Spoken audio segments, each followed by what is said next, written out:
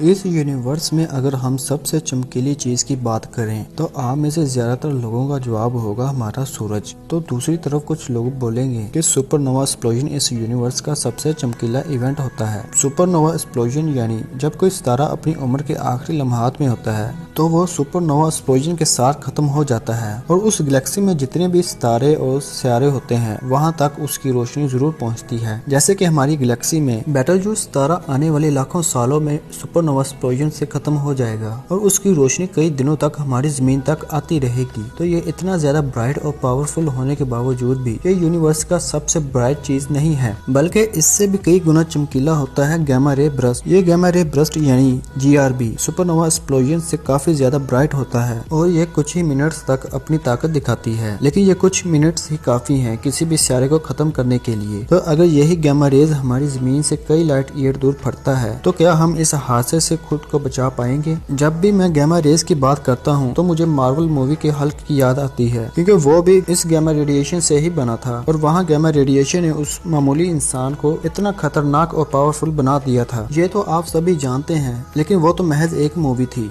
लेकिन अगर हकीकत में हमें इसका सामना करना पड़े तो अंजाम क्या होगा? तो जब भी दो न्यूट्रॉन स्टार्स आपस में टकराते हैं तो इन दोनों के मिलाप से बनता है ब्लैक होल। तो इसी ब्लैक होल के बनने के साथ गैमा रे बर्स्ट निकलता है। इन गैमा रेज के पैदा होने के और भी कई तरीके हैं। जैसे कोई ब्लैक होल किसी न्यूट्रॉन स्टार को निगल लेता है तब भी ये GRB पैदा होती है। कहा जाता है कि हमारी जमीन पर यह गैमा रे बर्स्ट पहले भी हो चुका है, लेकिन वो आज से 45 करोड़ साल पहले की बात है, जिसमें पूरी जमीन से जिंदगी का नामो निशान मिट चुका था और ये हादसा डायनासोर के आने से भी लाखों साल पहले का है। अगर ये GRB आज के वक्त हमारी जमीन से टकराता है तो क्या इस बार हम जिंदा बच पाएंगे या फिर पिछली बार की तरह इस बार भी हमारा नामो निशान मिट जाएगा? लेकिन वो डिपेंड करेगा गैमा रे बर्स्ट पर कि आखिर जमीन से कितनी दूर पर हो रहा है। अगर ये धमाका जमीन से 3000 लाइट साल दूर होता है तो इस हालत में ये उतना भी खतरनाक नहीं होगा। वैसे इतनी दूरी के बावजूद भी ब्लास्ट से निकलने वाली रेडिएशन को हमारी जमीन काफी हद तक जज़ब कर लेगी और इस हालत में अगर किसी को सबसे ज्यादा खतरा होगा तो वो होगा इंटरनेशनल स्पेस स्टेशन के पास मौजूद ये सैटेलाइट्स को। धमाके के कुछ ही सेकंड के अंदर ये सैटेलाइट्स पूरी तरह से खराब हो जाएंगी, जिसके कारण पूरी दुनिया का इंटरनेट कनेक्शन भी रुक सकता है। लेकिन इन सैटेलाइट्स को ठीक करने में टाइम बहुत ज्यादा लगेगा और जो रेडिएशन हमारी जमीन को छूने की कोशिश करेगी उसे जमीन का ओजोन लेयर संभाल लेगा। लेकिन अगर यही GRB जमीन से 500 लाइट ईयर दूर फटता है तो इसका रिजल्ट पिछले वाले से काफी अलग और खतरनाक होगा। इस बार इन रेडिएशन की इंटेंसिटी इतनी ज्यादा होगी कि ये हमारी ओजोन लेयर को पूरी तरह से तबाह कर देगी और बिना ओजोन लेयर के जमीन के तकरीबन 90% पेड़ पौधे बहुत जल्द ही जल जाएंगे और बिना पेड़ पौधों के जमीन के एटमॉस्फेयर में ऑक्सीजन की मिकदार अचानक बहुत कम हो जाएगी और बिना पेड़ पौधों के शाकाहारी जानवर या भूख से मर जाएंगे या फिर ऑक्सीजन के बिना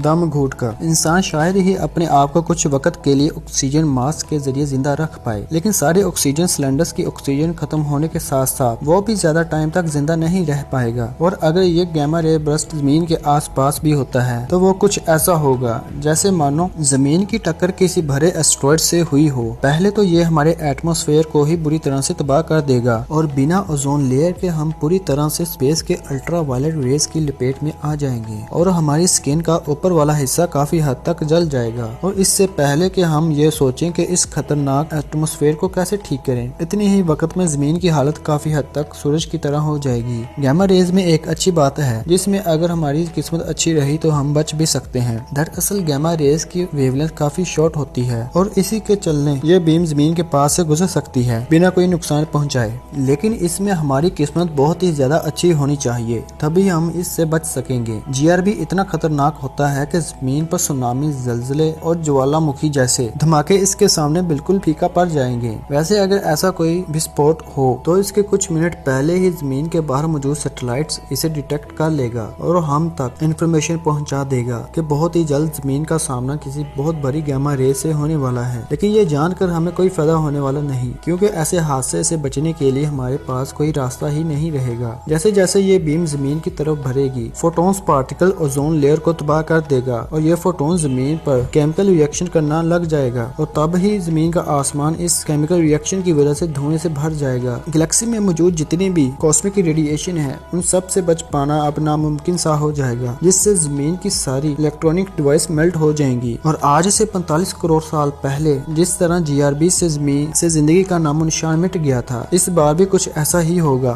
लेकिन सबसे अच्छी बात यह है कि ऐसा फिर से होने में अभी लाखों करोड़ों सालों का वक्त लग जाएगा। और तब तक अगर हम जिंदा बचे तो उम्मीद है कि हम टेक्नोलॉजी की फील्ड में इतनी तरक्की कर लेंगे कि इन GRB से बचने का कोई ना कोई नया रास्ता जरूर ढूंढ लेंगे। तो दोस्तों, आज की वीडियो का एहतकाम यहीं पर होता है। अगर आपको वीडियो अच्छा लगा हो तो इसे लाइक और अपने दोस्तों के साथ लाजमी शेयर करें। और अगर अभी तक आपने हमारे YouTube चैनल पीप लाइफ को सब्सक्राइब नहीं किया तो आपसे इल्तमास है कि हमारे YouTube चैनल पीप लाइफ को सब्सक्राइब करें और साथ में मौजूद बेल के आइकॉन को ऑल पर क्लिक करें ताकि हमारी आने वाले हर नई वीडियो का नोटिफिकेशन आपको मिल सके। मैं इस तरह की वीडियो हर हफ्ते में लाता रहता हूँ। तो मिलते हैं अगली वीडियो में। अल्लाह हाफिज।